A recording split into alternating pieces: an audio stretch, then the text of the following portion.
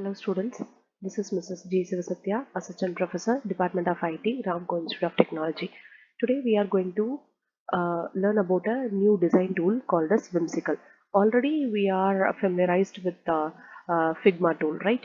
So Figma is a kind of design tool that we have seen in the previous sessions, previous classes and all. In Whimsical, what we are going to see, the first difference between Whimsical and Figma is nothing but more or less Whimsical and Figma are similar only. But the only thing which can differentiate Whimsical and Figma is nothing but in Whimsical you will be having many AI tools, AI generative tools. Even in Figma also it is available. But when compared to Figma, Whimsical will be little bit more comfortable to use the AI generated ones. So that only Whimsical is said to be somewhat playful and fanciful tool. Figma is a little bit what is it? It is a highly professional thing. Figma is a kind of professional design tool, whereas Whimsical is also a kind of professional tool. But even though it is having a many what is it AI ideas and AI generated models inside the tool itself, so that it makes us easy to generate any type of diagram easily without clicking and dragging. In Figma, we did more clicks and drags, right? But here we will not be having all those things. That's what the difference between these two tools. Now let us start with the tool directly. For that, first.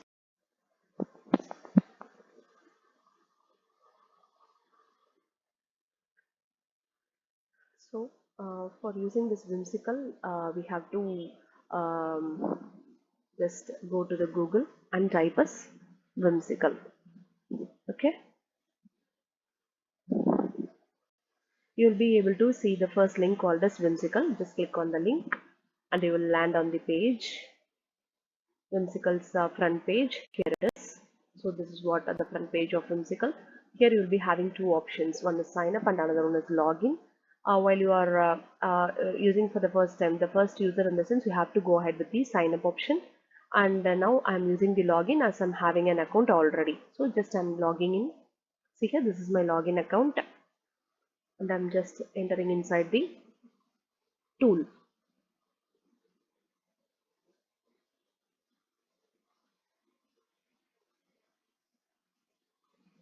See here, so this is the first page.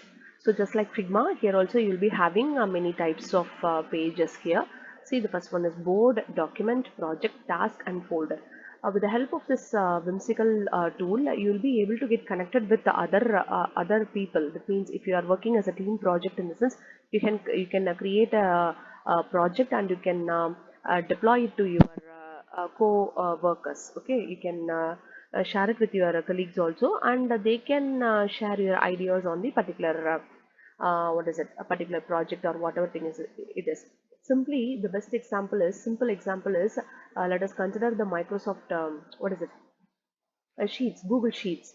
So I'm creating a Google Sheet and sharing it to you in the sense you people are entering your points in that, right? So similarly here, all these things can be done for a design. So I can develop a design and I can share it with my team members, in the sense, being a team member, you can access the particular file and you can do modification, or you can give some corrections or some additional what is it, points regarding my design, or else you can do changes in my design also. So this is what the whimsical tool is. Now let us take the first option called as board. So board, in the sense, see here, this is the board. That means the empty page. This is called as the board. See here, you will be able to see the empty page, like the design page in Figma. Okay, the tools. These are all the tools available over there. Diagram shapes. When compared to Figma, you will be having more shapes here, and also sticky notes options, wireframe mode and mind map, connectors option, text you can give, link you can create, and a section. Many things are there. As I said before, one additional option is there called as generative AI. So this AI option is available in Figma also. Again, I'm repeating, it is available in Figma also, but when compared to Figma, the Whimsical's AI will generate more images, and also it is highly flexible and comfortable than Figma for generating the AI image. See here, if I'm just clicking this one and I'm typing here as flowchart for addition of two numbers. Okay, so this is going to work just like chat gpt, like that also you can see. And now I'm selecting the option called as flowchart and clicking the create. Just like ChatGPT, it is also going to give some flowchart. See here, it is beautifully generating the flowchart without clicking, dragging. You don't want to do anything. Simply you have to give the heading alone. So this is the main advantage of using Whimsical. But we are not at all going to use this tool. What is it? For all the experiments. Only for certain experiments only you are supposed to use this Whimsical. Other than that, you have to go with only the click and drag option in Figma. Okay. So another one thing is the reason behind why we are using Figma than Whimsical means in Figma you will get some idea and you will be able to create on your own. But this Whimsical will not allow you to think on your own. It is going to generate its own design and you are going to use the design. You can even edit it, but the design sense is going to be the software's one. It is not at all going to be your own design. So that only we are avoiding Whimsical. In some cases, in for few diagrams only, we are going to use the Whimsical tool. Okay. Now see here, similarly, I have given a mind map. I was about to create a mind map. Okay. I was about to create a mind map. See, in Whimsical, you have to use the keyboard keys for moving left and right and for top and bottom. More than mouse, here keyboard is comfortable. Okay, so see here, we can create an extension mind map. Now we can give the topic as UI. Like that, I am going to give a topic and I'm going to add another subdivision called as UX. Subdivision, this is a branch. Again, I'm going to create another one division called as UI versus UX. So like this you can create, you can keep on creating the next level. You can change the color of the branch, whatever you want you can do with the particular what is it, mind map option. Okay, but if you are going to create a mind map with the help of AI, in the sense here already have created a mind map in this one. See the core stages of design thinking. So this mind map I was previously creating with the help of generative AI only. So see how it is being generated. So this is the core stages of design thinking. It is giving all the 5 stages. In all the 5 stages, what are all the subdivisions, everything is getting displayed here. So this thing I didn't generate, I didn't create even a single word. With the help of the AI mode, I just created this one. Okay, so this is what the difference between usage of AI and normal click and drag option. So with the help of this particular what is it, Whimsical tool, you will be able to create some different ideas with the help of AI. But when compared to AI, what you are thinking should be there on your screen. That's what my perspective is. And then next thing is while you are running the program, while you are running the particular screen, again here you will be having a present symbol. Just click on the present symbol, it will run the program and it will move or take you to the next page. But here if you are selecting something, in the sense the selection alone will get displayed. Like the in a word file, if you are selecting a particular content and printing, means that particular content alone will get printed, not the whole page, right? Similarly, if you are selecting this content and you are presenting the program, in the sense this alone will get printed, like what we have seen in Figma. If frame 1 selected and if you are presenting, in the sense frame 1 alone will get running in the next tab, right? Similarly, here the selection portion alone will get presented in the next screen. If you want to present the whole screen, in the sense remove the selection icon and then you will be able to print all the things. Okay, so this is how you are going to use the Whimsical, and many options are there. So now we have seen board, right? So here wire flow diagrams will be, the wireframe mode will be there. See the frames, like Figma, here also we do have frames. Elements are there. See rectangle, solid, many elements are there.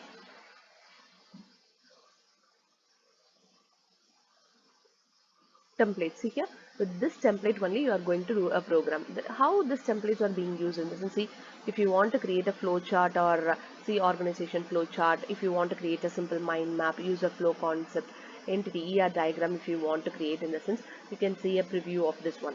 Okay, now the preview is being generated, and if you want this diagram in the sense, you can simply click on the what is it, use template. If you click on this use template, in the sense the particular template will be displayed on the user space. Now how you are going to edit, in the sense, just you have to maximize it. Whatever thing you needed, you have to maximize it. Just you can type it, what are all the contents in the field 1. If you want to change, in the sense, field 1 as name, sorry, name. Okay, so field 2 as age. Like this, whatever content is needed for you, you can go ahead with all those things. So whenever you are working with the available templates, it is going to give the template, and you are going to maximize it, and you can type, you can edit, and you can run the particular program. This is also one of the advantage when compared to Figma. Here all the content and topic will be readily available as a template itself, so that you can utilize the template for our needs. So in for the fifth experiment, we are going to use wire flow diagrams. Okay, so wire flow diagram, in the sense, we are going to create a flow chart, like what is it, a flow diagram. You are going to create a flow diagram. So flow diagram you are going to create, you can either use this one, any one of the standard templates, or else you can create the wireframe on your own also. Many options are available. Let us pick any one, and we can go ahead with the next upcoming experiment. So this is the usage of Whimsical tool. So whenever you are working with the Figma, you should feel comfortable only with Figma. Okay, so the Whimsical is a supporting tool, which we can use for practicing the templates, and for learning about the AI generation, AI generative images, or diagrams, etc. Other than that, you are not supposed to use Whimsical oftenly. Even I used to suggest the students to go ahead with Whimsical for getting ideas, and those ideas should be implemented on the Figma.